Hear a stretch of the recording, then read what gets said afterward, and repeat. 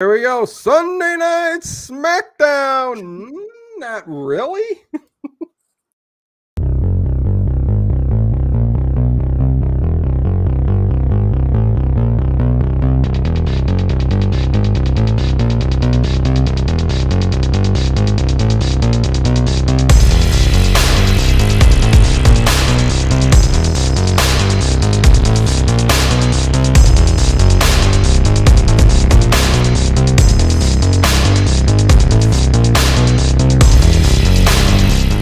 Is it just me? Or is it getting crazier out there? Hey, everybody. Welcome to Late Horror Show. What is going on? As Ginger freezes up. What's going on there? You got that Ethernet cord in? Anyways, it'll clear up in a minute. Welcome to Late Horror Show. Sunday Night SmackDown. I mean, not really, because this movie, this movie is, and we'll talk about it. Cat o' Nine Tails, 1971. Well, not that bad, but Dario Argento. It was his second. We'll get to it. Hello to Vincent White. What is going on? CM Chris W. Hey, Connie. Hi, Chris W. Hi, babe. Outside the Nine. It's me, Boy Wonder. Oh, change the name. Good to know. New account. Up. Nothing happened. Maybe. I hope not. Harry Scott, WWM. Who else is here? I think everybody's going to start flowing in here. So Kathy is here. Hello, Kathy. She says hello all. Much love to each and every one of you. Be sure to hit that thumbs up. Subscribe if you're not already. Hit the bell so you're notified. Subscribe already. Yeah, subscribe already. You know what I'm saying? Yeah. Hey. But yeah, Ginger. This is not, who is that? Haunted Rich Cat Ranch. What's going on? Haunted Attic TV. Oh boy, that sounds scary. Emily Thompson. What's going on, Emily? What's going on? Kathy, Rich Cat. Yeah. I have a friend who might come in. I don't know if he's really going to come in or not. He said he would. His name's Ben. I don't know if he's really going to come in or not. When we see Ben, we'll say hi to him, and it'll be great times. One for the record book. Anyways, okay, so I'll start. Okay. Well, first, a little intro on this. This is kind of I'm Sinjin. A Cat of Nine Tails and Ninja. What's going on? Although a ninja's silent, so he really. Is that what that was? Crouching Tiger, something. What? Yeah. Hey, WWM. Tiger Claw. You must be moving silent. right along. Okay. So this is Cat o' Nine Tails, 1971. This is Dario Argento's second film after The Bird with the Crystal Plumage, which was a fantastic debut film cinematically for Dario Argento. You haven't seen it yet, but a wonderful whodunit. Wonderful. He keeps telling me it's wonderful. I'll get to it. Listen here, Ginger. It's a sweet film. It's a sweet film. But this one, Cat o' Nine Tails, it's a whodunit. It's a murder mystery. It's a thriller. I tell you what. Yeah. I believe this You movie. Believe? What? You believe? Go on, Ginger. I said you believe. Believe what? I don't know. Continue. Just See, go on. I can't keep up when you do your bit. I can't keep up. My mind is not that fast. I'm sorry. It's hard. During video conference calls. But go on. Continue. Go ahead. I believe this movie, for all the people who were saying that we were reviewing some really gory, dark, explicit type movies, this is the movie for you. Yes, it is. I believe this movie could be shown in its entirety on network television with very little editing. Oh, yeah. It's a very safe movie. It's safe. Yes.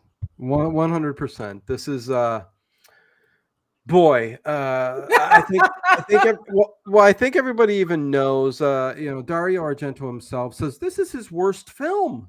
But excuse me, he yeah. said that a while ago. He said that Yeah, like he made not some. long after he made this movie, because he's made some stinkers since this. But at the Oh no, time, he he has. said, Yeah. I don't Well, think he said that recently. well, I think the reasoning behind that was just that the movie done so well, Bird with the Crystal Plumage, Mhm. even here in the States. I mean, it did, great. So they kind of rushed this film, and then once he started in production and stuff like that, it just got out of hand and got away from him.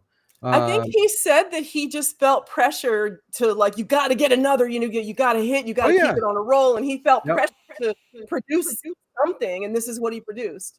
right, He and had that's some big name stars, though. You got to give him that. He had some. well, and that's not good though. That's not good for Dario Argento because he's an artist first.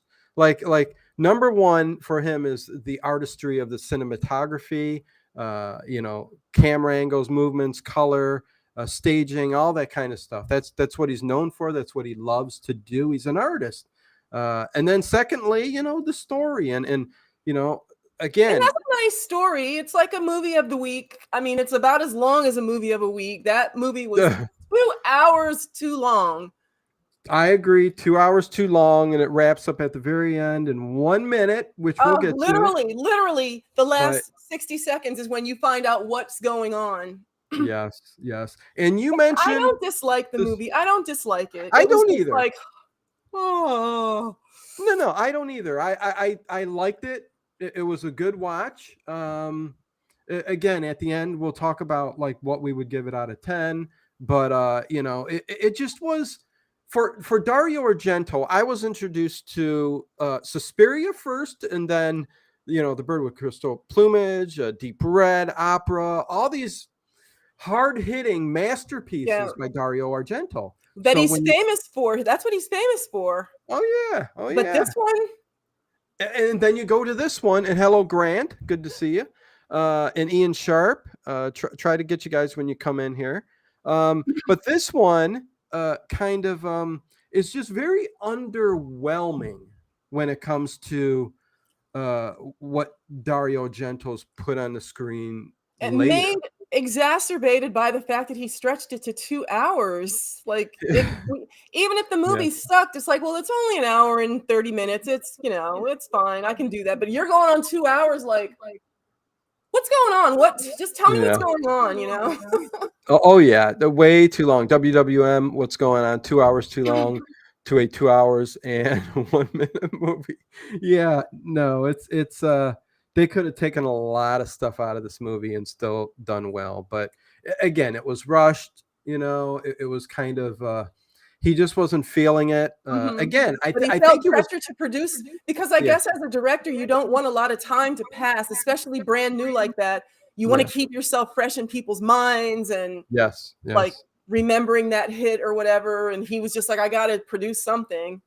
And I think he kind of, was going more with kind of that mystery thriller type Oh, movie, yeah. less so than what he ended up doing. But I mean, the next movie he kind of got even more into it, and then you started getting into the hardcore, Dario Argento that we know. You know what I mean? So So they call these the animal trilogy because the bird with the crystal plumage, yes, cat o' nine tails, and then something on gray, a fly on gray flannel. What is it? Something on gray.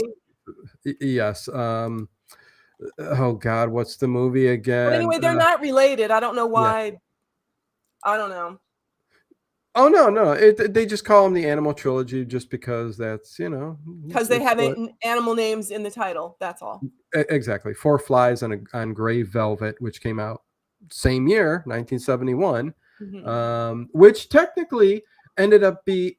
I mean, it's definitely he definitely upped his game, and Yeah. it was definitely a much better movie than this one, and started Well, I in hope it wasn't worse because I no. haven't seen it, but I sure hope it's not worse than this because Oh, geez. He started implementing a little bit more of what we come to find in the later movies. Because then, I mean, in 1975, we get there we go. We're at Deep Red. and But Deep this Red. is still considered a giallo. Yes, this is still considered a giallo, even though it's not gory. There's not a lot of Right. kills. Yes, yes. It's I still mean, considered giallo.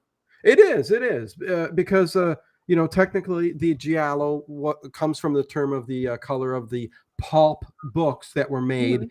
during that those early years there, and most of them were thrillers, whodunits, mysteries, and did not incorporate a lot of the hardcore gore that we get later Mhm. on with the Dario Argentos, or even Sergio and Fulci, and like Torso and all that. They started incorporating the giallo films, or what was originally, like, you see the transformation from these mystery thrillers from the late 60s, early 70s into the horror genre and the slasher genre. And that's kind of what everybody's come to know giallo for, which isn't what it really is, Mhm. started from. But nevertheless, we got some great films from that word alone, giallo. So and I've So come to love most of them. So did you yeah, notice? I know you did. yeah. I know you did, and we can talk about it when we get there, but I thought of you immediately then and when they were in the lab and he had all those big beakers and they On had the like square. red liquid and blue liquid and yellow liquid. I was like, I know Dino saw that. I know he Yeah. noticed that. Oh, I noticed that. But you know why they did that? I mean, that was an actual thing that scientists would do, especially in these research labs and stuff like that, to distinguish one from the other. That what genes or what Okay. you know They would add that whatever color to it. yeah. So I did hey, not know that. But still beaker, it's yeah, that beaker's pink because of this test. So even though they're labeled, it was easier for them to kind of remember what's going on. But very interesting, because all those colors, yeah, you see all white and then all that, but which is part of the giallo format. But um you were going you to mention the people who played in this movie. Go ahead, because one of them well, I I'm mean, like, woo. hot hottie James Franciscus at his hot hottiest. Do you Oh, remember him from the Planet of the Apes oh, movies? beneath the Planet of the Apes. He was Brent, and he and Nova were the stars of that. Nova. But yes, James He was Franciscus. hotter than Charlton Heston. I'm sorry. He was hotter than Charlton Heston. But anyway, Oh God. I and mean, I'm a guy and I could agree with you there. I mean, Jesus Christ. Wait, whose birthday is it? Whose birthday is it? Did I miss something? Horror Junkie? Is it Is it Horror Horde? Junkie's birthday? Thank you for the birthday. Oh yeah, Horror Happy Junkie birthday, for Horror life. Junkie. Happy birthday to you. Don't make me sing. Happy birthday, Horror Junkie for life. Don't make you. The question is, can we stop you from singing? We can't stop you. Well, you can't stop me, no, but a happy birthday to you. And Vincent White with the $2 super chat says happy birthday, Horror Junkie. Thank you, thank Thanks, you. Vincent. That's awesome. Yeah, so hopefully it was a good one. Good one. And hey, Adam Schultze, what's going on? Ginger just gave me an idea for a horror western film called The Good, the Bad, and the Interrelated. The interrelated. Interrelate. Okay, there you go. Yeah. Because of the trilogy, the animal trilogy thing, I guess. Gotcha. Schultze was up late last night. He might be a little loopy. Schultze's I think Schultze always was up still in late. the chat after I left, and I was in there late last night. I think no, Schultze wasn't in there. Harry Scott was in there. Hey, Harry. But Oh, Schultze was up late last night. Listen, you know what happened during that stream last night is the cats early this morning pulled the plug, so I had to make sure that it was cat proof, but they pulled the cord out of the wall for the modem. Is that why it was kind of buffering or? Well, that's why it went down. We I didn't didn't get know it the went down. I was in there until like 3:00 this morning. yeah, we got 9 hours and 20 something minutes, and then the cats pulled it out and then it stopped, and I'm like, the hell with that. But tonight actually there's going to be a western stream. Everybody loves Gunsmoke, but listen, this Frontier Town is an excellent show, and I haven't done a western stream all night long in forever, and I figure I'm George, going to get. I'm glad you had fun in my hometown. Thanks for interrupting me. And Sorry. it's going to be stream You number just 1. keep going, and I just, got to get it in I there. know, I know. It's stream number 1 of Frontier Town, and hopefully you guys enjoy it.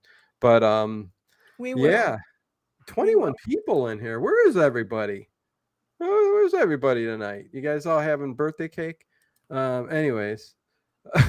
So James Franciscus, again, when I seen Beneath the Planet of the Apes character, I looked at him and I went, oh boy, that's awesome, because I'm such a big Planet of the Apes fan. But go ahead, Ginger.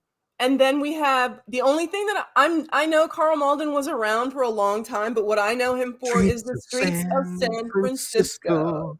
Yeah, with he wrote hot that train. hottie Michael Douglas at his hot hottiest. The Streets of San Francisco. I loved that show when I was a kid. Yes. Yeah, and also from the American Express commercials, Carl Malden. Oh God! Don't leave home without it. Don't. Yes. Listen, he was. Tracy's at GateCon. So she will be back in a couple days. I know she's been missed in the chat, but she'll be back from GateCon, Stargate. Never seen it. I know that's sacrilege, but a lot of people say you haven't seen Stargate. What? But anyways, yes. Carl Malden.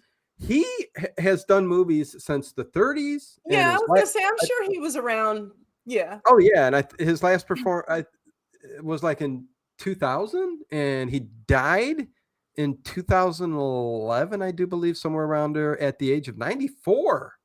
So I mean, Carl Malden, and it's strange to see these two actors in a Italian giallo film. And they were in Italy. They did like 90% of the filming in Italy and 10% in Berlin for some reason. I wasn't able to figure out where was Berlin, but they did this movie all in Europe.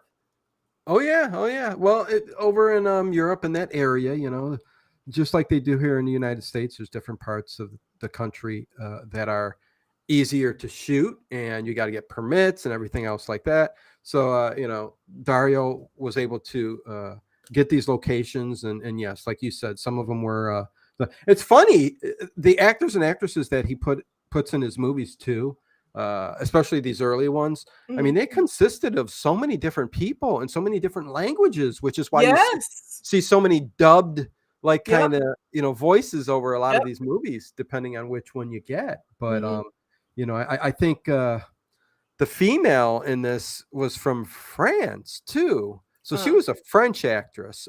Remember when we watched or we reviewed Nosferatu? Did we review the newer Nosferatu? That's what happened, right? That was one of our first shows, right? Yes. Okay. That same thing. I read that their cast was like international, and they all spoke different languages, but they dubbed it into either German or English. But some of them.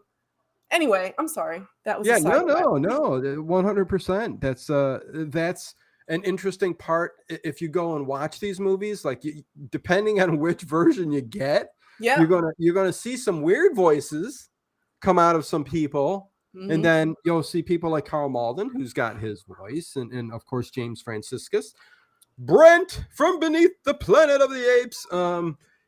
At his he's a great actor. He is very good. He did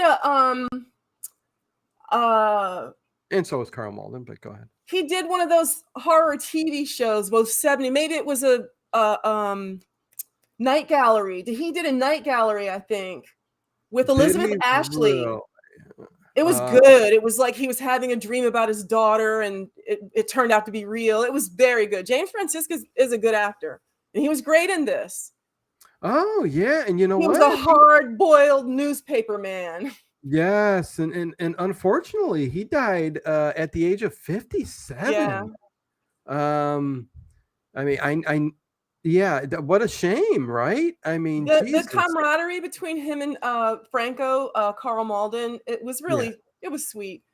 Well, it was the relationship that Carl Malden had with his little niece, Laurie, very sweet. You don't usually see that in a horror movie. No, and that's what's kind of sets this apart from a lot of his other films. Many things do, but hey, JOB, what's going on? This does, because you get the relationship, Carl Malden and Well, who James Franciscus plays Carlo, and Carl Malden plays Franco. So you got Carlo and Franco. That you come to I find call out. them by their last name, Giordani. Well, I call Giordani, Okay. but I call Franco or Cookie. Or Cookie, because that's what his niece Lori calls him, which is very cute. And she's a French actress, little French actress, Oh, little she's girl. French. I thought she was Italian. She's French. Yes, from Okay. what I read, she was French. So, but she calls him Cookie, and it's Because kind he's of so sweet. yes, it's a cute relationship, and Carlo and Franco, And they love each other. That little girl loves him, and he loves that little girl. I mean, oh they have yeah, a very sweet relationship. they and do. we find out at the end What? something No. very intense happens. Yeah, we'll End talk of the about that. movie. So the Yeah. movie opens.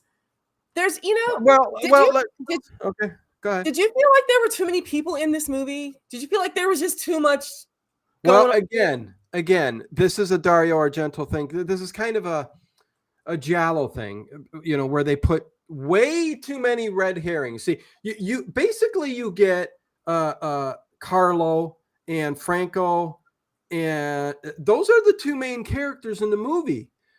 You get the little girl who's Lori. Then you get a bunch of red herrings, a bunch of people Too that many yeah, people. that they throw in the movie that kind of let's put everybody in to throw you off from the killer. You know And what I they mean? tell you their name. It's like, I don't need to know his name. Stop giving me more Italian names to try to keep track of. Oh no, we don't need to know any of their names. The only one we really need to know the name of is who is it? It's Franco Anna. and Giordino. Well, and Anna's the sexy one. I'll call her.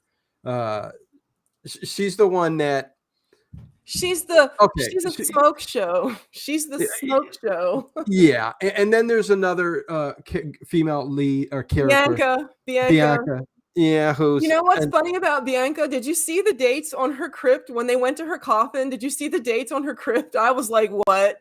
It said it said 1945 to 1970, and I was like, so she was only 25? No. No.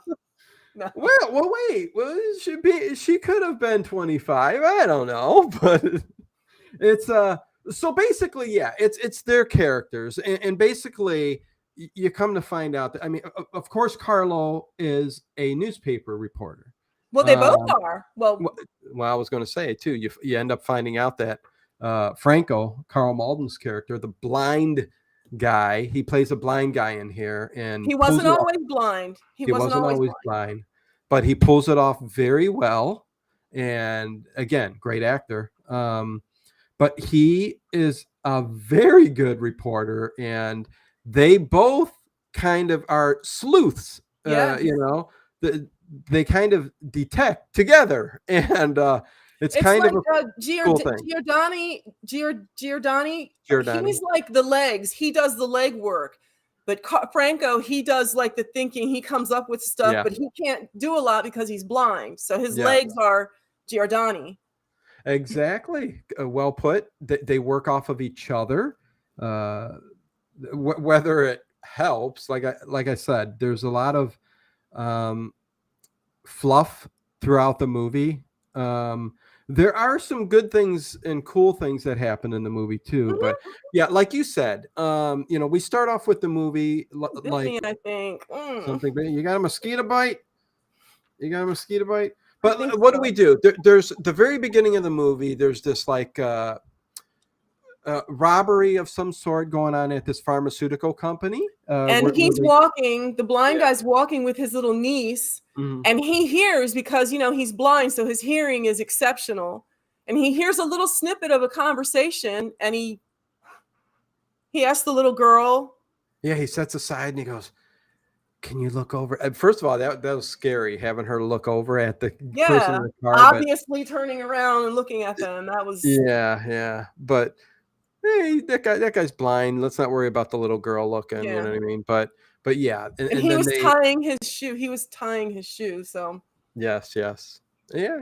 And what did he hear them say? What did he hear the guys say? Well, it was something dealing with blackmail, Mhm. and so you kind of get a He says glimpse of. blackmail and he says information, and you're like, hmm. Yeah, yeah, yeah. So little bits and pieces here, which is what a lot of these thrillers back in the day Mhm. did. And they work their way up to the apartment, and yeah, he hears something outside because Mhm. he, hearing his And he senses are. goes right over to the window, and even though he's blind, he goes all the way over to the window and opens the window and stands there for whoever is committing murder is going to Can look up see and him. see him in the window. Like, what are you doing? You can't even see. Well, and I thought he would be a target real soon after that. Absolutely. I thought something was going to go I on, think but it was just the angle of the wall of the building that the killer didn't see him, because it was like there was a right. wall and then there was like tall bushes. So maybe the guy didn't, Yeah, obviously he yeah, didn't see him. yeah. When the killer walked over and looked up, he was closing it, Yeah. so the window. So, and again, if anything can be said really about this movie, and there's a lot that can be said that's good about the movies, but Okay. this movie, but I'm listening. uh, it's the sets, it's the streets, it's the Yeah. The location. cars. The cars. Oh, I always love the cars, looking at these little European vehicles. Like I said, I told Ted the other day, I said, I would like to take one of these little cars from the 70s and see how much I could just put some gloves on and just punch it and see how much I can get it down to the engine, you know? Down some country Anyway, road, anyways, whatever. Because they're just so tiny, made it look like they're made out of tin foil or something like that. It's like, man, you do not want to get hit in that car, that's for sure. Well, But those cars had to be powerful because it's hilly over there, and they made it up and down those hills. So I don't think there is a quiz. This is a review. Did somebody ask if there was a quiz tonight? No, there's no trivia tonight. Trivia nights. Wait, I'm going to have to sit this quiz out. I've never seen this movie, says Sinjin. oh no, Sinjin. Sinjin's new. Is Sinjin new? Maybe Yeah. Sinjin doesn't understand. No, Sinjin, this is Saturday nights yesterday are every Saturday nights are trivia nights. Sunday nights, like tonight, are movie discussions. They're more of a movie discussion than a review, because we go on for like an hour and a half. I mean, it's just a discussion, having fun, sitting there talking and yapping about a movie. Yes. So no quiz, no trivia. Quiz reminds me of school, just saying. But yeah, so hopefully you guys all. Christian Liams is here. Hey, what's going on? Good to see you. So we see the eyeball. That's when we see the eyeball. When do we see the eyeball? What? You jumped where? No, you see when this is all going on, when Cookie goes over to the window and he looks out. Oh, what's going okay. on is someone's killing the security guard from this research facility, and whoever's doing the killing, you see their eyeball. Yes. And it's a big I don't know scene by scene, but anyways, I didn't want to know scene by scene. It was too long, 2 hours too long. But anyways, I got started on my notes and I was like, you know what? I've been taking way too detailed notes because this is just going on and on and on. Yeah, I'd say 20 minutes too long. But anyways, yeah, they get a close up of the eyes, and see, this is a thing that Dario Argento has always incorporated into his films. It's before he started making films, he used to work with Sergio Leone, the spaghetti westerns, where you would get these wide pan outs and they would come up to the eyes, and you would get this close pan up to a person's eyes. So he implemented that kind of cut in these horror movies that he ended up doing, these giallo films. And it's a very cool effect, and knowing that you're always going to get something with the eyes in a lot of these films back then were a little edgy and a little scary. It doesn't make you edgy because it's like you're just seeing an eyeball. It does make you a little edgy. Yeah.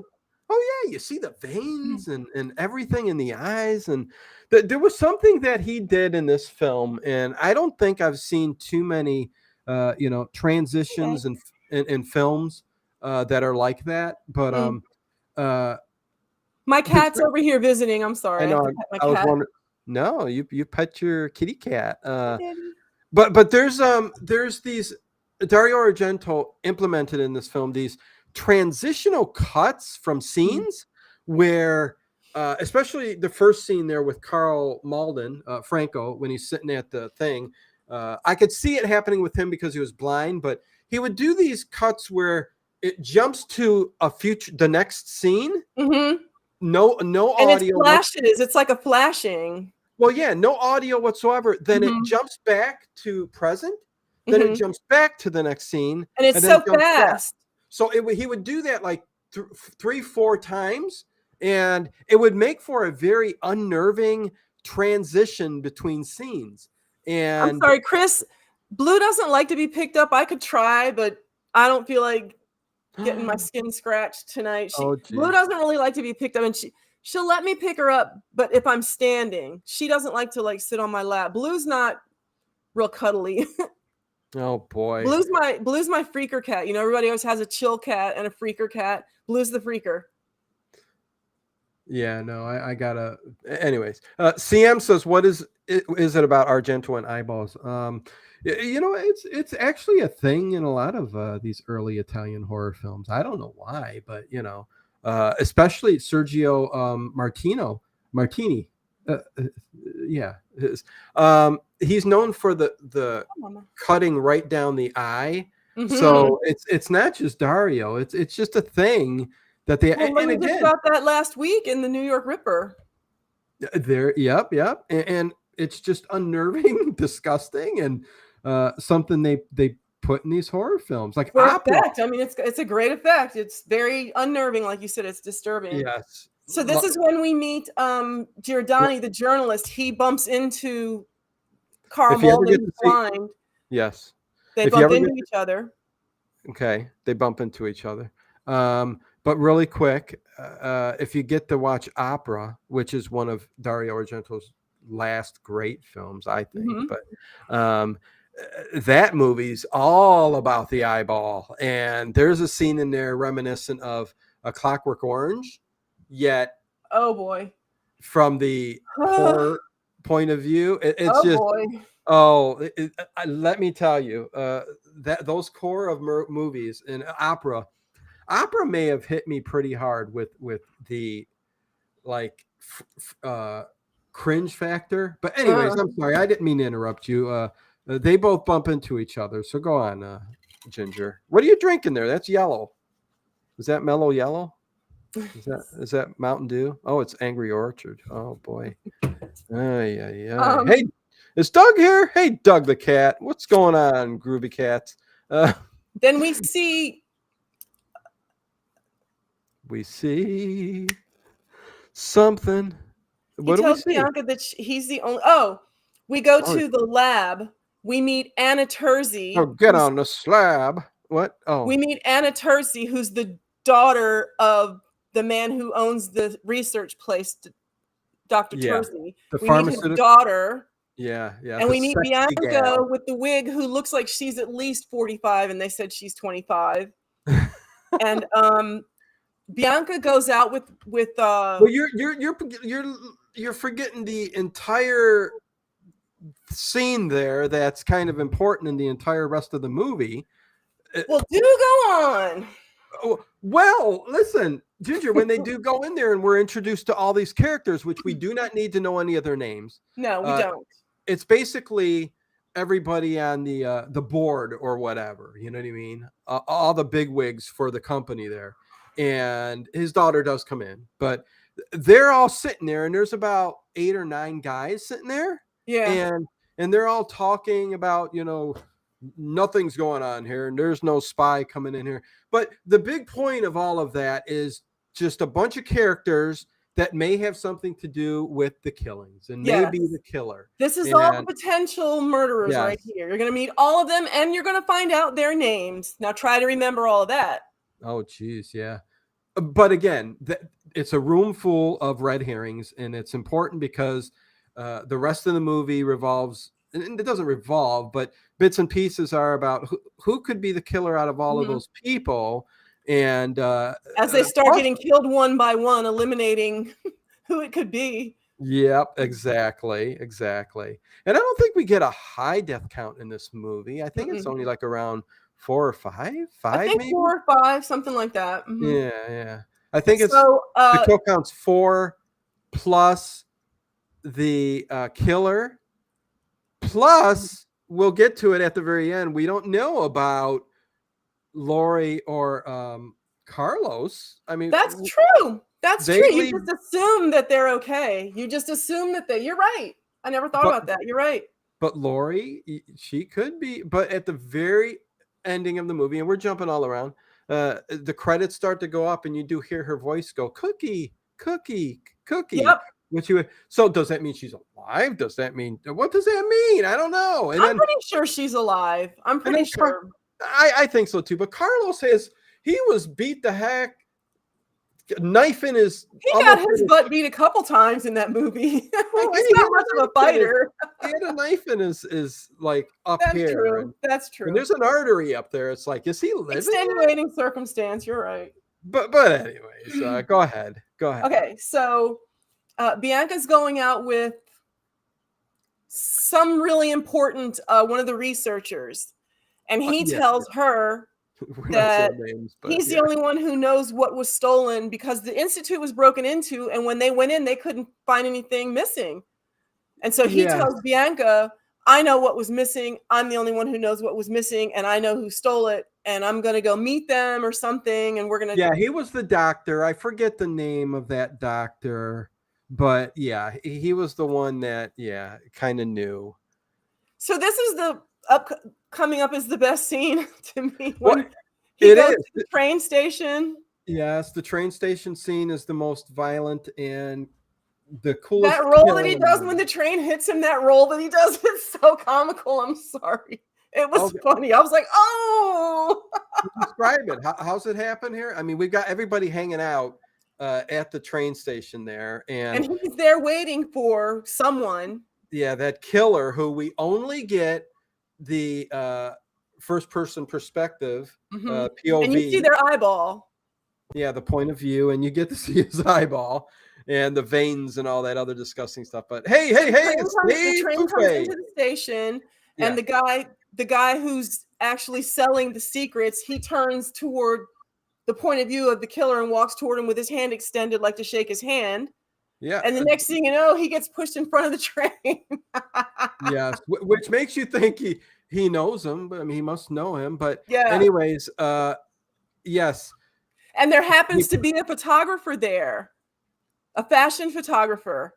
Yes. And when the guy gets hit by the train, he has a camera and he just real quick turns and takes one picture. Yes. Big mistake for that guy. Big mistake. Yeah. Yep. Ends up getting and good to see you, Dave Buffet. And Vicky Alcorn. Hey. What's going on? Hey, everybody. But the kill scene is spectacular as the body flies in front of the train, and you get this close-up view of the head smack right into this train. It was awesome. and turns, like you said, in this rolling kind of. It's just weird. It rolled and rolled. Yeah, and there's not too many of those in this movie. This is it. Like this is the big one, the big kill where you're like, oh, you know what I mean, gross out, whatever. Yeah, there's nothing else this except for except for the very ending scene where the killer ends up going down this elevator shaft, and we're going all over the place. We're giving things away, but we're not saying the killer yet. But and didn't you tell me? I think you were the one that told me that either one of Argento's things or a Giallo thing is falling through a glass roof. Didn't you tell me that? That ended up being in a lot of his movies. Yes, a thing. Suspiria, Bird with the Crystal Plumage had that too. Deep Red. So I mean, yes, there's for some reason, glass is a way of Tenebrow. Most of his movies have or involve, and again, this is the artistic side of Argento, where he incorporated a lot of things and there's a lot of other things that we won't get into that he incorporates in every movie, dealing with homosexuality. And not very kindly, I will say. Not very. No. Not very nice about it. No, not at all. And whether characters are female or male, I mean, he's done that on purpose in movies, and why that is, I have no idea. Even in this film, if you want to get real deep, and we won't, but the We killer don't have time. We don't have time. the killer does end up having to do with somewhat with anyways, yeah, we can kind of go over that and so maybe touch on it later, but go ahead. then we see the relationship between Cookie and Lori. He tucks her into bed. Lori says that she recognizes Dave. His friends were just in Cleveland and went to Harry Buffalo. Very cool, man. Too bad you weren't here, Dave, but I know if Dave were here, he would have let me know, so we can definitely get a bite. I know or he would like have. that. I know he would have. Yeah, you got to get out here. But anyways, yeah, go ahead. So then we see the relationship between Lori and Cookie. How does Lori see the guy's picture, the guy that got his head smashed, his name was Dr. Calabrese. Yeah. Lori sees his picture in the newspaper the next day after he got killed, and she says that's the man that was in the car. Yes. Because see, Carl Malden's character Franco keeps bumping into everybody, and that's how they're introducing themselves to the characters. Him and Carlos, they bump into each other. So does him and the detective lieutenant. I don't even know his name, but it's so they're starting to figure things out here. So continue. Hey, Sam Barker. So they see the photograph of the man who got hit by the train. And nothing to decide. Oh, go ahead. Yeah.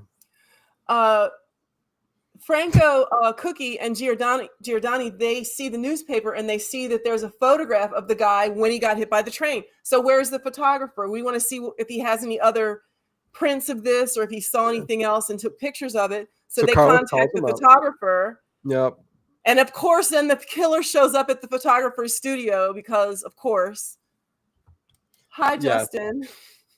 Yeah, good to see you, Justin. And no, when the killer, because Carlos calls him up real quick and says, hey, Carlos, not Carlos, but Franco says, hey, call them up and see if they got the wide, yes, shot. It's called contact. He called it a contact.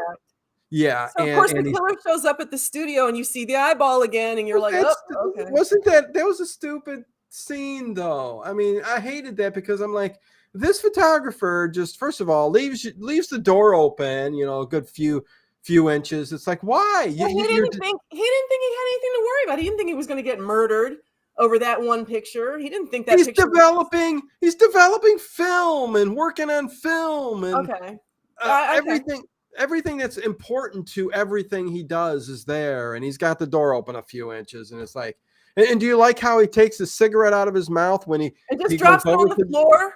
Drops it on the floor, smash it. It's like, do you keep your apartment clean?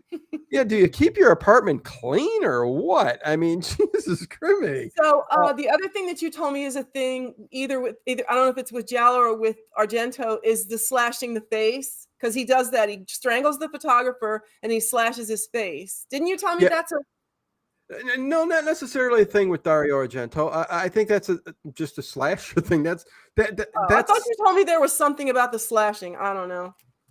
Yeah, well, no. Usually with Dario Argento, it's usually a blade, and it's a cutting of the neck usually. In a lot of his movies, and but this one, the only slashing you get is after a strangulation from a cord, like a cord, which after he's done strangling, he slips it off, like he reuses it. It's reusable. Yeah. So I mean, it's very easy to just slip off, and he's being eco-friendly. He's recycling, saving on twine. Yeah, and what he does is he just does 2 slashes on the cheek to the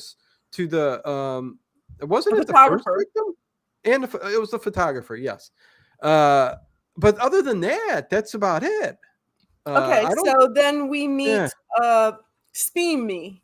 Speamy. He's the police chief or something. Yes, I'm Speamy. Whatever, I don't know. And the police, this is a good scene too, when the police are following Anna Terzi and she's driving that car like a maniac. Oh, heck yeah. Sorry, Dave Plafay, I would have told you if I was visiting. They actually love the parks around the city. The Emerald Necklace, yes, and they went to the largest shopping mall ever. Very cool. Cleveland, Ohio has a lot of very cool things and places to go to, especially I heard there's a lake. There's a Lake Erie, yes, in a theater district, and a lot of cool things. But anyways, Dean Barker, what's going on? Good to see you. Good to have you. What were you saying now again? What was the next? Yeah, I know you're losing. I know I'm here. I'm losing. I'm losing it. That was Albert DeSalvo's cousin, says CM. So then we meet the crazy barber. They throw the crazy barber in there who's shaving Giordani. Yeah. Telling him what he would do, like what? Why are you? He's like, oh, I'd slash his throat. He's shaving the guy with a straight razor. He's like, oh, I'd slash his throat. Yeah, another red herring. Yes. You know, the barber's gonna, you know, and you get a close up of Brent. Brent. I'm calling him his name from Beneath the Planet of the Apes, but Carlos. Giordini. Doug says, looking forward to the Western stream next to horror movies. Oh, yeah, me too. Genre is the best. Yeah, no, it's different, and don't underestimate the quality of the entertainment. Frontier Town is a good show. Anyways, yes, this is when they start figuring out that something's going on, because they find out about the killer at the train station from that photographer, and then move on to the lieutenant. And the killer took the negative. He took the print that the guy had just made, and he took the negative. So there's that. That's over with. He took the negative and made it a positive. And then they went on and on and on. And what did they do? And I didn't really like the idea of Ginger ignores me. She's like, "Shut up, Dino. We're trying to." Because you know you'll just keep going, and we won't get through this 2-hour movie. It's 8:46. We got plenty of time. Come on. You always say that. Yeah, we got plenty of time. Let's talk about how's the weather there. Did you get rain today? You had to. Did you kind of feel? I did. For poor little Lori getting dragged off through the city for a murder investigation. That's like, why don't you leave her with someone? Like, you're taking her to some really questionable things that a little girl should not be going to. Taking her to crime scenes and stuff. Like, what are you doing? But anyway, she doesn't have anybody. But you think they could have left her with somebody? But the old lady in the village or something. But Dave Lefay, I saw you on the last night's stream way late at night, Ginger. But you were just signing off, Dave. Oh, okay. Sorry, I missed you, Dave. Yeah. But yes. Poor Lori, the little girl. But But then we talked about the car chase. Yeah, that was so exciting. Yes, that was the best part of our conversation tonight. I'm going to highlight it and put it on TikTok. And then we learn about this. So fun. We learn about the research that they're doing. They're doing something called the XYY triad. Yes, at the Princeton Institute. What does that involve? That XYY. It's about chromosomes and DNA, and I don't know. I don't understand that stuff, but it says something about like the XYY chromosome shows that an indicator of a violent criminal mind, all right? Yes. We took samples of 200 500. Whoa, that's even more than I thought, Ginger. You are on top of the game. And I was like, are we still doing the thing where if I give Dino the finger, you guys do a shot? Because boom, boom. Sure. Yeah. Right back at you. Look at. Anyway. Listen. So that's a spicy meatball. That's a spicy meatball. You have some with your dinner. Anyways, there were 1,000 inmates, I think, that were getting tested, or was it 2,000, Ginger? Okay, anyway, what is it? Anyways, they were getting tested, and this doctor goes, and 98% had the XY Y chromosome or Well, something what like do you that. know? And they were all in prison. Yeah, That's yeah. weird. So he goes, huh, interesting. So, and this is Carlos asking him. He goes, so did everybody here get tested? he goes, yes. And then he starts to, I have like, to go. I have work I have to do. yeah, I got to get out of here, man. You didn't hear any of this stuff from me, but yeah. So the next scene is really, I like this scene because it shows them Night on this engine. really sweet rooftop bar. Yeah. Nice engine. They're on this really nice rooftop bar. No, it was Giordini, beautiful. James Franciscus, and the Smoke Show, Anna Terzi. Yes, Anna. Yeah. And they're on this really sweet rooftop bar having a cocktail and chatting. Oh, sweet. Oh, But geez. then Oh, quickly you boy. realize that it's a gay Ooh. bar. Very Uh-oh. quickly you realize, oh, this is a gay bar. Okay. Oh. No, yeah. And you know what? It's interesting for that time period that Yeah. was put in the movie, and really nothing. They didn't make much of a big deal out of it. You So, got it though. You got it. oh yeah. You But figured it out. again, that's Europe. They're U.S. We're a prude country. We really are. I mean, I just hate to say it. It's just the way it is. But anyways, continue. Okay. Yeah, it was a beautiful bar, and yeah, Then who's you sitting meet down there? Braun was in there. Braun is the German guy. He's one of the research scientists too. Yes, he's Braun. Yes. Yes, and He's he's Braun of Aryan. Scotus. Yes, He and tells he's got this lover, Giordano right? goes there to meet him, and he's like, "Hey, I need to talk to you about something. Like, what's this stuff you guys are working?" Because he wants to talk to all the research scientists. Yes, And he pulls Braun, the German guy, away from his little friend. And yeah. the first thing Braun says to Giordani is, "You have the most beautiful eyes." And I'm like, okay, all right. Yeah. Well, I mean, he does, don't he? Yes. Uh, And this um, whole movie, like you were saying, how Argento's very much into like the eyes. So he's like, "You have very beautiful eyes," and this is an yes, Argento movie, and he's about the eyes. So, yes. but I anyway, think one of something in. I think, Braun's little friends doesn't like the way Giordani is gripping up yeah. Braun. He's like, "Hey, He's like, "Hey, you, stop that! get your hands off my man!" I'm gonna slap you one." Yeah, that's So what he said. Giordani says he thinks that someone is selling industrial secrets from the Institute. Really? Oh my God, I'm scared, Ginger. What's going to happen? You think we're safe? At this point, you think we're safe? I don't think you're safe. Oh, jeez. Legend is here. See? You become regular. I know what to say. Legend is here. What's going on, Legend? Yeah, so, and Red Ants. Red Ants. All the way from Trinidad. What is going on? So, yeah, I'm just, I'm not sure if we should notify anybody, Ginger, because if there's So then the intellectual one with the secrets. wig, with the wig, she goes back to where Terzi or where Terzi. Calabrese, her boyfriend, left his car, and she Calabrese. finds the name of the person he was going to the train station to meet, written on a little piece of paper he kept on a note on his dashboard.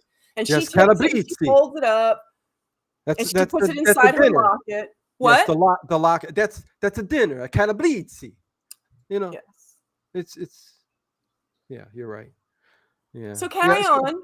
What's the next? Puts it in the locket, and that's Bianca's death sentence right there, right? Yes. Yes. Because you see the eyeball again, so you know the guy's watching her. Oh, Ginger, I'm scared. Oh my God, please keep going. What happens next? So we only got an hour and a half to go. Yeah. Then we learn about the title of this movie. Okay, she's like a psychiatrist. She's going through her notes, telling her patient what she thinks of. Continue. We learn about why this movie is called The Cat of Nine Tails, because they put together how many leads they have, and it adds up to 9. Yes, there's 9 leads that these super sleuths can go after. Oh, I don't have a magnifying glass. This would be a great time to have a magnifying glass. Thus, These sleuths. thus the cat of nine tails. And Franco even says that. He mentions cat of nine tails, but and he goes, So then he the says, lady who went to go get the note, of course, the killer's in her apartment. is my She volume calls down that them. low over there? Is my volume down that low? Or are you just ignoring me? I'm just ignoring you. Okay, that's fine.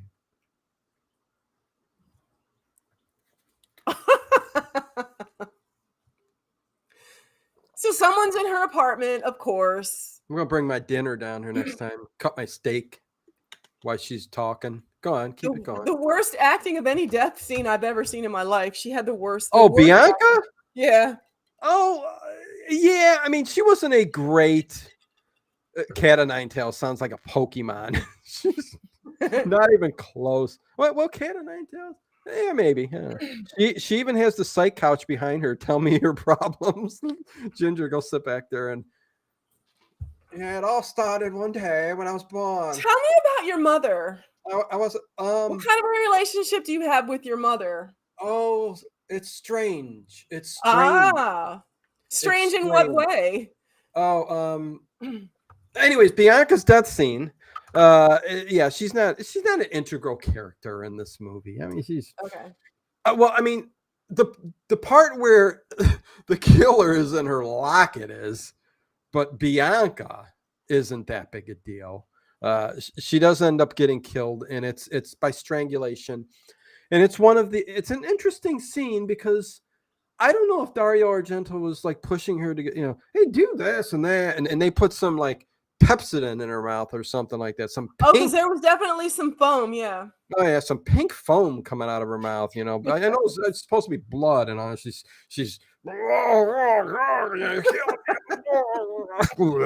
and she does this thing where, as an actress, she falls on the ground and her face is smushed in the ground, and the camera's right there, and that's probably why she did it, because she, the angle of the camera, and she pushes and looks. The final death, when the last breath goes, she's like, "Ugh." And you see her mouth in this pink. It's just disgusting. Well, she rubbed her lipstick off. She rubbed her lipstick off on the carpet because she fell face first, and her lipstick was on there, and then the foam. He was worried about that. Yeah, he said in his script he put that he wanted her, while she was dying, to worry about her the lipstick and her makeup on her face, because she wanted to go out looking good, and that's not true at all. Okay, so then Hertzie gets a visit from Braun. Seriously, are we talking Games of Thrones? What's going on here? The scientist explains the XYY project. Hey, Anani Moose. Good to see you. And then they start talking about what they're talking about is eugenics. That's what they're talking about. It's called eugenics. They're talking about examining all children with the triad so that they can nip it in the bud when they're children, because the research that they're doing is two parts. It's isolating this XYY triad thing and also coming up with an antidote to it, like a medication for it. Wow, that's interesting. That's the triad is like that's like, oh, I don't even know how to explain it, because in this world we're not supposed to say certain things, but a certain country has triads of gangsters and mobsters. What's that called? What's the I'm trying to be nice here, or whatever. What's the name of the comma? Oh, that. You know what I'm saying? What is it three called? letters. It's 3 letters in a row, the same letter. Oh, forget it. Hello. I ain't even going to try to pronounce that. It looks like a Russian name, I think. But I just recently reviewed this movie just a couple days ago.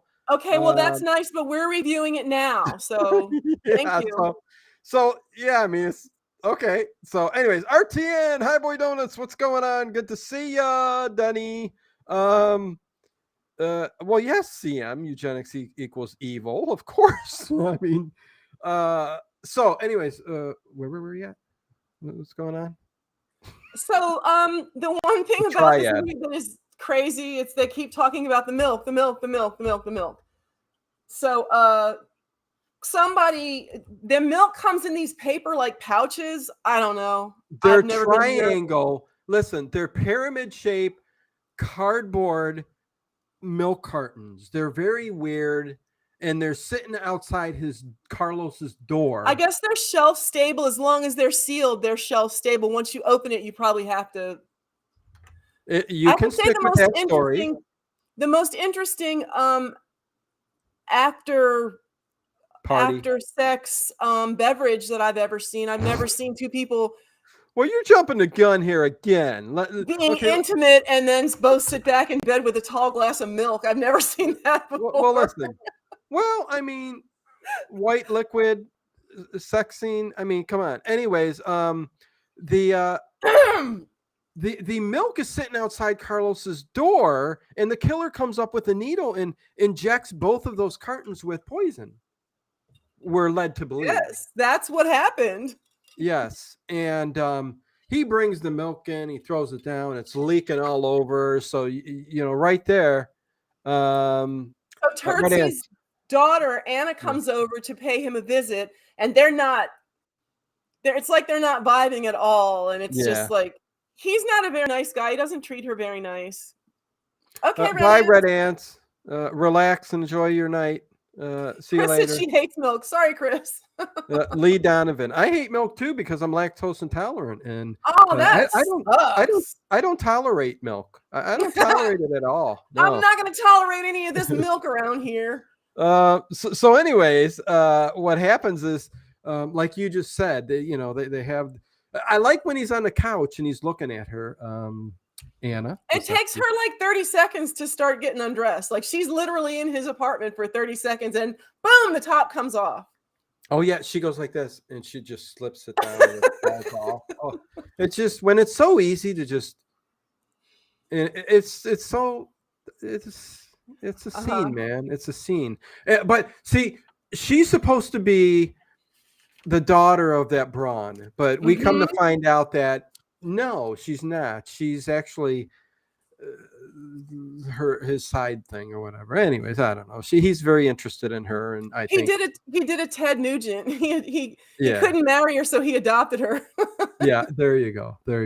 And that's a big part of all this. But then randomly for no reason, there's a bunch of guys sitting around in a circle playing what we used to call the dozens, where they're like insulting. Hold on, Ginger, hold on. I'll let you say that because that's a really funny part of this movie. Because I don't know. I think it's random and like why? There's some weird comedy stuff. Anyways, I like when Carlos is sitting there with Anna on the couch right before they, do the deed. And what happens is he goes, right now there's at least 687 people making love, and I'm like, what are you saying that for? Yeah. Is that a line? Does it work? It did with her, but it worked. It did. Stairpike, what's going on? Goodness me. Why was that Silent B? It was the cat. Yes, the line with milk in the movie is really powerful. You really don't want the girl to drink it. And he makes a good point later in the film or soon after about how she sat there because he finds out that, he goes, Franco calls up and says, hey, anything weird going on? Because we got gas leak here. Somebody's trying to kill us. And he goes, anything out of the ordinary? He looked at the spilled milk. He looked at her. He ran over and smacked it out. And it comes up later in the film that, why did you sit there for a minute with this cup of milk? And never took a sip. Yeah. So you're right away. She's a red herring. You think she's the killer. And also, her hand was bleeding too. And you thought maybe at the end of the movie, her hand was bleeding. Yes. That's another kind of thing. But you get to the part where they're doing some kind of insult battle. The dozens. Yes. And what does isn't his name Gigi? Gigi the loser. Gigi the loser.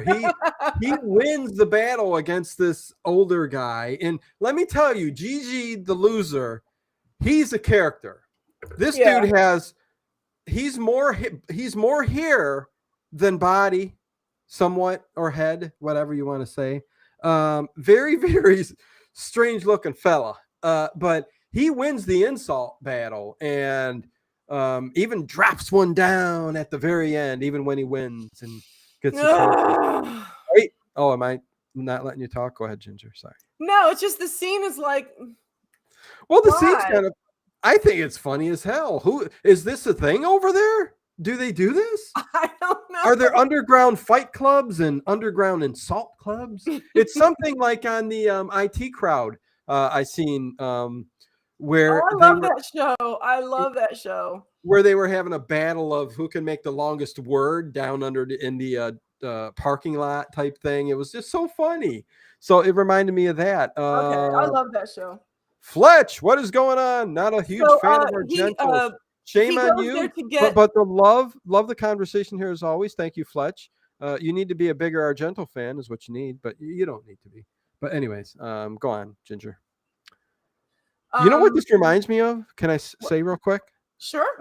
It also reminds me because Carlos goes to, and you might be saying this now, so I'm sorry.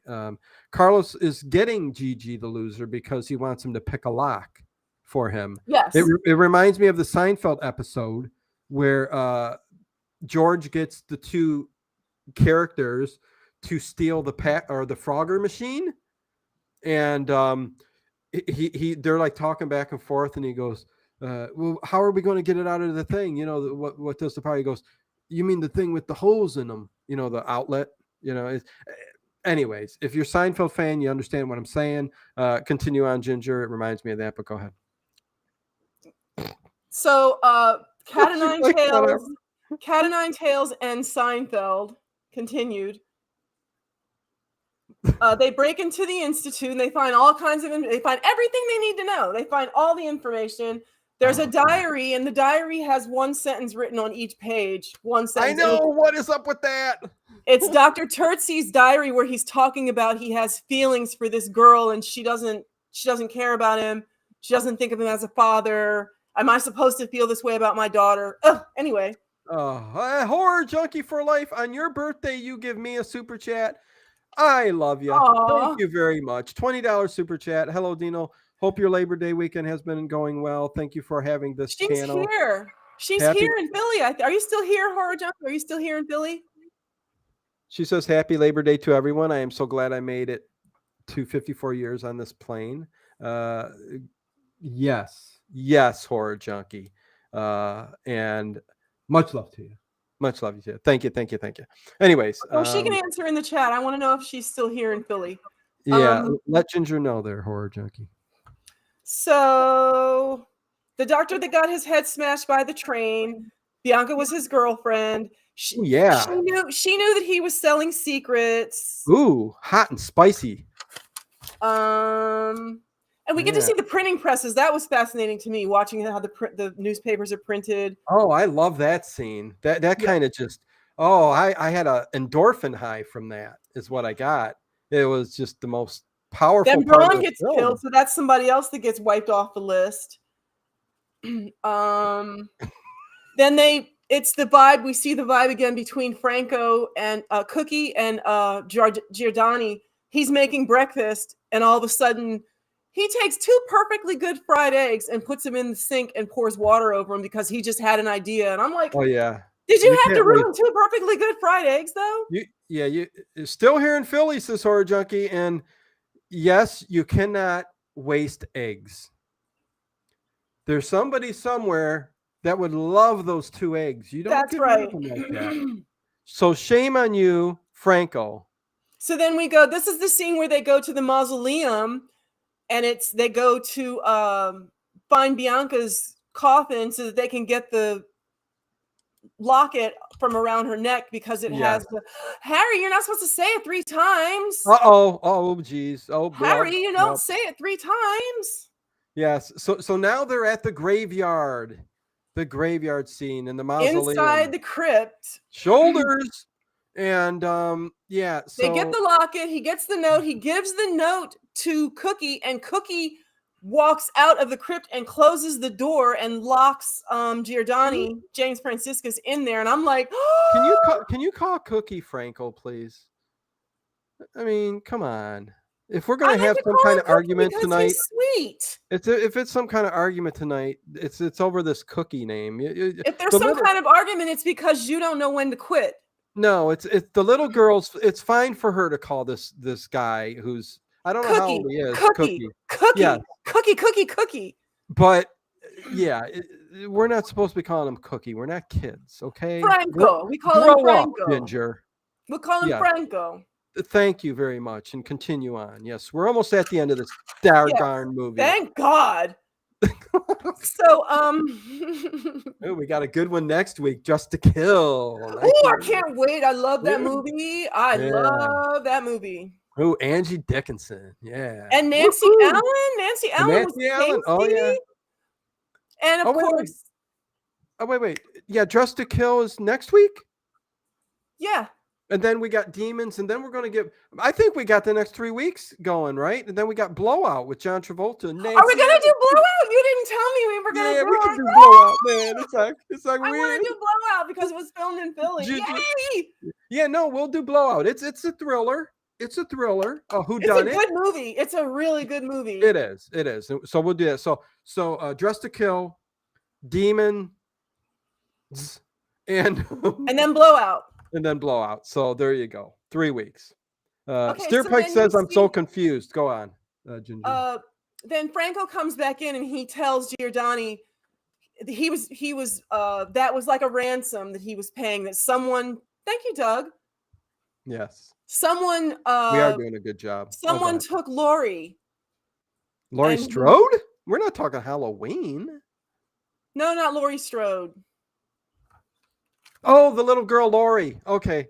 Oh, I got you. Yeah. Okay. So Laurie gets taken away. I'm doing that. I'm sorry. I'm just joking. You ain't right. You ain't right.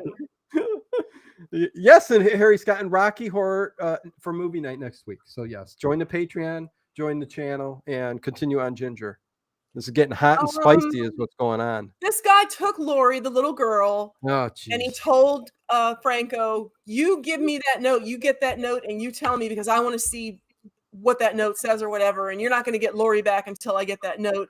And that's the thing. Bianca called them on the phone before she got murdered. She called them on the phone and said, I know who did it. I know who did it. They're on the phone. Tell them. Why wouldn't you just tell them? She's like, well, I'll tell you when I see you. No, tell me now. Well, So- and isn't it Carlos who gets the phone call from the killer? Yes. So there is one phone call in the movie where you get that voice where you don't know if it's a female, or Yes. not, you know, which ends up Yes. becoming a bigger deal later on in other movies. So there you go. So you see Laurie tied up and there's rats all around her and she's scared and it's terrible. Poor You see- Laurie. You see the beakers full of liquid. Remember we were talking about that, the beakers with the red and blue and Yes. yellow liquid. You see those. Thanks for bringing that up. Yeah, that was a very interesting part of the movie. So then you find out that the killer is, you didn't even remember who the killer was. You had to ask me who the killer was. You were like, I'm who's the not good- killer anyway? Listen, I'm not good with names, but go ahead. Oh, please. You probably didn't even watch the end. You probably fell asleep. I watched the end. The end was the last minute of the movie was the most climactic and most action. Informative. In the It whole was film. you find out at literally in the last 60 seconds of the movie, you find out that Oh my God! Yeah, we got to get there. Yeah, I guess you're right. I'm talking too much. We're at 9:15. Go on. I'm gonna sit back and let you talk now. Yeah. Well, where did you end? What part did you just end at? Well, I guess we're on the roof, or we're searching. Oh, through we're at the institute for end. Laurie. Oh, okay. Well, yeah. Carlos goes to the institute, the pharmaceutical research lab, and he does bring the lieutenant and everybody else with him to, because I know something's going on there. That's where they got Laurie. We must go. Just listen to me. So they all do, and they all rush there, and they go into this room, and there's a party going on between staff members, and they're shooting out party favors. I didn't know they had them in 71, but they did. They were going pew, pew, pew, and there were wine glasses and champagne everywhere, and they were They were cheering each other, and I don't know what was going. Was it a staff birthday party? But anyways, Carlos goes all the way down at the end, and he gets into the room where they think she would be, and nope, they can't find her anywhere. So what ends up happening is the cops just take up and leave. And so you go. Security guard goes, yeah, there's a phone downstairs. We can go downstairs if you'd like. But Carlos, before he comes out and before the apes come after him, and that's Beneath the Planet Apes. But he gets ready to get out of the room, and it's Something interesting, drips on him. but you hear it, right? Yes, I didn't see the blood, but during that scene, which was very, very cool for Dario Argento, you hear a sound, but you don't know what it is. Yeah, like it sounded weird, but it was up high enough that you're like, what was that? And then he turns around, you see that he's got blood on his thing. So it dripped on him. So he went in there, he looked up, he saw, he went, oh, it went da-da. There was somebody on the roof. It's the killer. I'm going to go after him. So he gets ready to run out the door, and he doesn't. He comes back. He sees the windows, and he dives out the window, and he climbs up onto the roof, and he's going up and going up and going. He looks over to the top, and there's a killer running away from him, and he's going, I'm going to get that guy because he's got Laurie somewhere hidden in this place. And there's a big chase scene ensues, and it's just action after action after action, and this all happens in like 60 seconds. Not quite, but anyways, you want me to continue, Ginger? Yeah, continue. You're doing very well. Great job, champ. Okay, thank you. Hello, everybody in the chat. Nice to see you. Good to know you. Yeah. Put a smile on your face. Western stream tonight.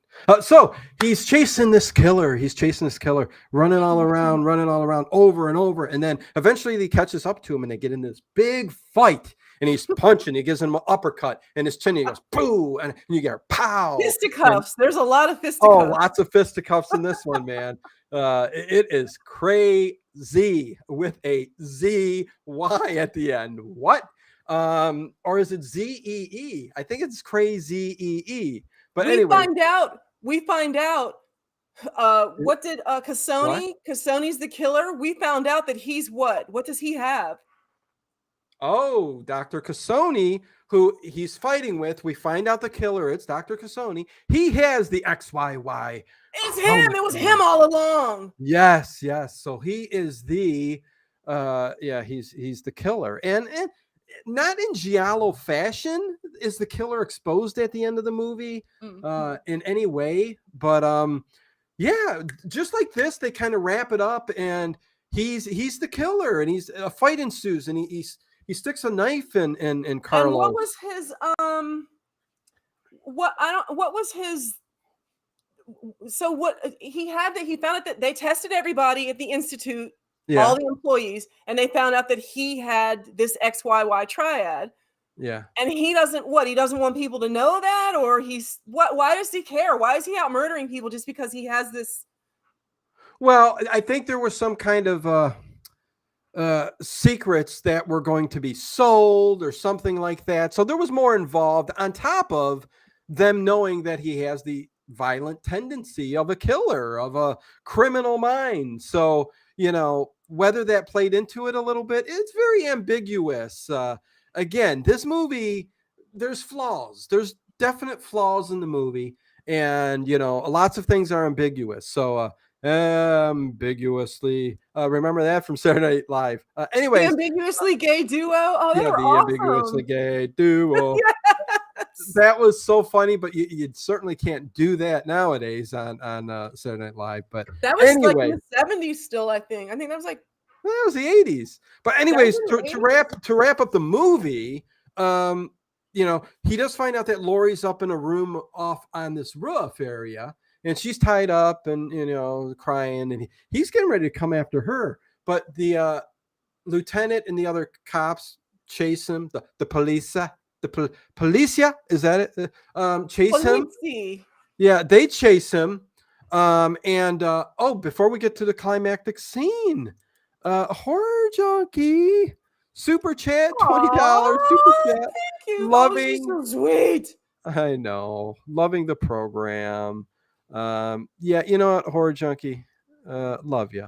I know she's awesome. Thank you. for supporting the channel and doing what you can. I appreciate it. All of that good stuff. Yeah, everything we do on this channel here with Ginger and Tracy and Lisa and Dino and Dino and Dino and Dino and Dino and anyways, what? I skipped a beat. What? I don't know. So the climactic scene at the very end is the second.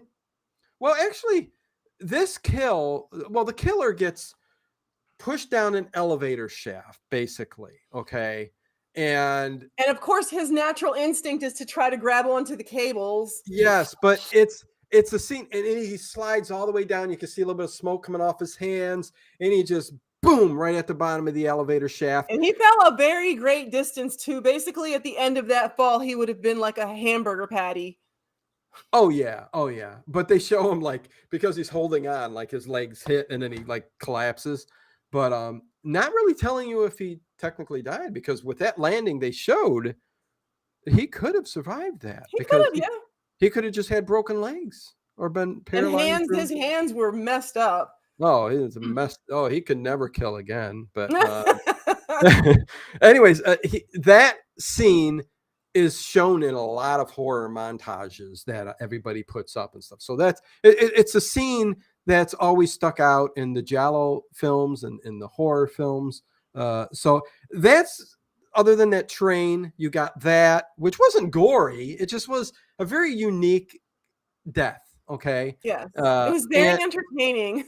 Yes. And basically that's it. They wrap the movie up in that very end. And in the last 60 seconds. Yeah. And when they wrap it up, they end it. Yeah. But there's a lot of loose ends. Like, you're not like I didn't even really think of it until you said it. Like, we don't really know for sure if the killer's really dead. We don't really know for sure if Laurie is alive. We don't know for sure where Franco and Giordani, how they are. Where is Giordani? Is he okay? Exactly. No, they leave a lot of loose ends. You know, you're like, what is going on here? This, and then it ends, and then 2 hours, and then you couldn't put again. The film was Dario Argento's. Yeah, the record stuck. Eckerd stuck. Eckerd stuck. Eckerd stuck. Yes. And Stairpike says, this is Cap and Jolly and Poop Deck Paul present the Popeye Saturday morning cartoon comedy cavalcade. I love that word, cavalcade. I just love the cavalcade of stars. I just love that word. Yeah, and the Donnie Maria and Osmond, the Donnie and Marie show. Yeah, that's what it was called. Yeah, I remember those. Anyway, the mamas do all the work these days. They use the incubate. What? Anyway, talking about your the farm animals. So yes, so that's the movie. The credits go up, and then, you hear "Cookie, Cookie, Cookie" from Laurie, and it's so sad. Laurie was alive. She was alive before the fight. Well, I mean, yeah, that's true. Well, before the fight, but during the fight, he ends up going into the room, and he's coming at her with a knife, and then the next thing you see is him running off under the roof. That's why I said it was kind of ambiguous, but yeah, no, I'm sure she's alive. I'm sure Carlos is alive, but they don't specifically say it is all. No, but for Dario Argento's second stint into movie making, again, rushed, more a mystery thriller, who done it kind of. He still incorporated Giallo kind of elements and the Dario Argento kind of things. And like I said, this movie, it's not terrible. I would watch this movie again. It's just like something you can just put on in the background and not really, like when you're cleaning or something, and not really pay attention to. It's like a movie of the week. RTN says, did Argento go to confession after directing this movie? Well, this isn't the movie he should go to confession for. It's some of the other movies, but anyways. And luckily, I think because he made such a name for himself with a lot of his other movies, this one has a bit of a cult following too. This one's known. It's known. I mean, yeah. No, there's, again, Dario Argento fans will argue with you that this is amazing, but it's not an amazing film. It's a little underwhelming. It's very good Dario Argento film, but it's a so tell good me, movie. Tell of me your 10, rating out of 10. out of 10, I would give it a 6 out of 10. You give it a 6? Yes. I think I'm kinder than you. Somehow I just think I'm kinder than you. You gotta watch though. There's Deep Red. There's Suspiria, which is a 9.5 out of no, it's a 10 out of 10. Suspiria is a Well, 10. can't there be a lot that are very good? I mean, I Yeah, think yeah. So what's your 7 out of 10? mm, because 6.655. like what matrix are we using to measure? Are we measuring it how much of a slasher it is? Are we measuring just how good it is in general? I mean, because the only thing that really A takes watch. away from it is the Yeah. length of it and that you don't find out what the hell's going on until the last 60 seconds. But it's a When very we rate these, well-made movie. It's not a terrible yeah. movie. When we give these movies ratings, it's on the overall watch, the elements of the movie, the everything. You sat there, you watched it. How I enjoyable was it? did. How enjoyable was it for you? For me, it was a 6 out of 10. It wasn't nowhere near. I'll give it a 6.5. Okay, there you go. Much more generous. Jeez, 0.5. I would watch it again. You said you wouldn't even watch it again. I would watch it again. Well, you know what? I'm like that though. The one thing with me is that even some really, really good movies, I watch it once and I'm good. It's in Oh. my memory. I'm done with it. There are actually very few movies that I watch over and over again. You know what I Oh. mean? And it's funny, the ones that I do are my comfort films, like The Burbs. I was gonna say I watch The like- Burbs. I'll watch it for 3 days straight, Yeah. just nonstop. All Practical the- Magic, Jaws. Yeah, all the Abbott and Costello movies, all the Marx Brothers movies, all the all of those types of movies. It's just I can see those over and over and over. But like even the big ones, it's just a once watch is good enough for me, unless it's super good. That's And cool. I get it. so that's kind of how I go with things. But anyways, another one in the books, Ginger. Yep. Good show. Yeah. Good shoe. Good A very shoe. good shoe. It's a really good shoe. So next week is Dress to Kill. Yes. Irwin Allen? Irwin Allen, or was that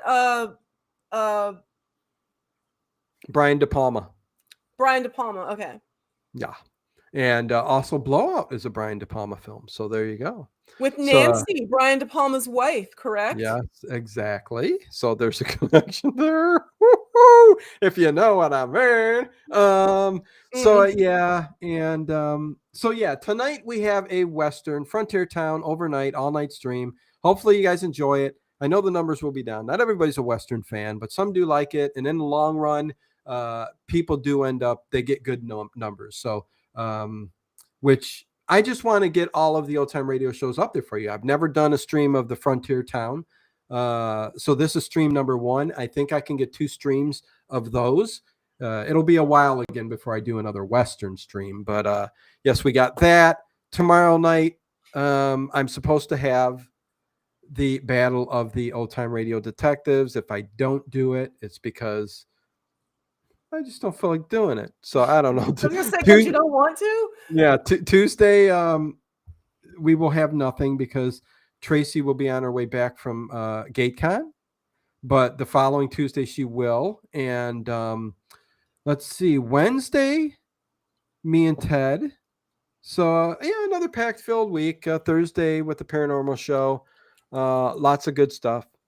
Y'all should do Basil Rathbone's Dress to Kill. Dave, I would love to do that. It's harder to discuss.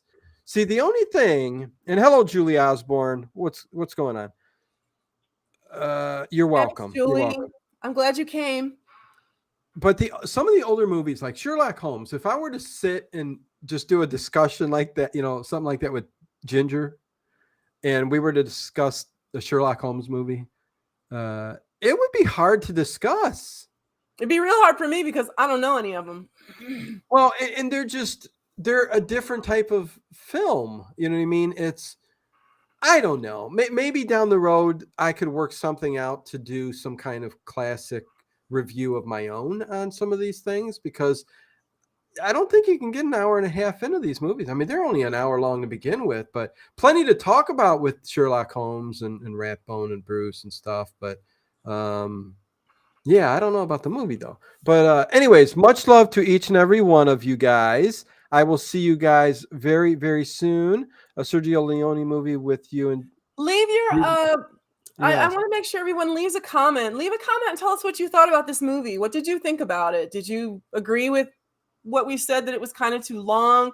Let us know in the comments, like, what did you think about it? Because we miss a lot when the chat's going on. I Yeah. can't watch the chat and see what you guys are saying. So if you don't have, anything else to do until 10, maybe you could just leave a little comment. Well, yeah, no, good point, Ginger. I mean, because we do this live, it's hard, or people don't even think to just like kind of go back. Yeah. But it's kind of a good. And I feel bad because I know we miss a lot, but we're also talking and we want to get through the movie. And I know I miss a lot. So just leave a comment. Well, plus it helps the stream out. Analytics Yeah. through YouTube, when YouTube picks up that there's a lot of comments on a video, it gets pushed and pushed, and that's just the way it works. So comments are always great. I still harken back to maybe a couple months ago when Vicky Alcorn saw that.